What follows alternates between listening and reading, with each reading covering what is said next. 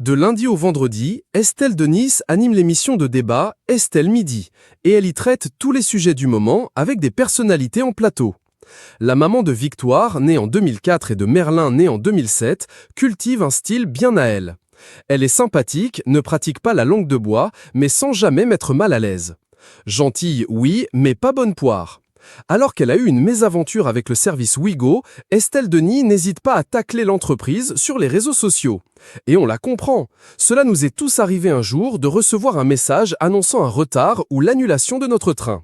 Mais la compagne du navigateur Marc Tiercelin a, elle, reçu un message de la compagnie ferroviaire qui l'a particulièrement irritée et concernait les conditions de voyage à bord.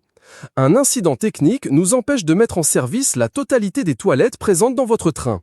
Vous serez amené à vous déplacer pour vous rendre dans les toilettes restant disponibles, peut-on lire dans le message dont elle a partagé une capture d'écran sur Instagram. Et la chute du message est juste incroyable. Pour un meilleur confort, nous vous conseillons de prendre vos dispositions avant l'accès au train. L'animatrice effectuait un trajet depuis Guingamp, en Bretagne, en direction de Paris, soit un parcours d'environ 3 heures. Dur d'envisager de ne pas avoir envie, à minima, de faire pipi. Le miracle de Noël! La journaliste et animatrice télé, Estelle Denis, a retrouvé l'amour.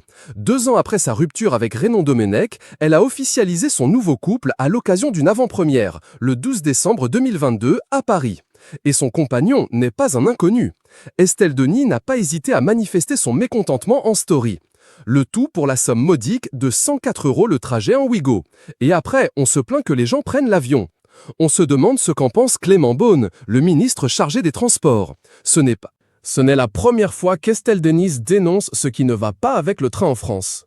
Il faut dire qu'entre les prix des billets élevés, l'absence de climatisation, les retards, l'impossibilité de faire tel ou tel trajet à travers le pays sans devoir obligatoirement repasser par Paris, tout mis à bout, cela rend le train impopulaire, et ce, malgré l'urgence climatique. Pour faire renoncer les Français à prendre leur voiture ou l'avion, le chemin est encore long. Une publication partagée par Estelle Denis, @Estelle Denis. En juin, l'animatrice avait pris un train très tôt au départ de Marseille et avait, cette fois, mis en avant le manque de propreté.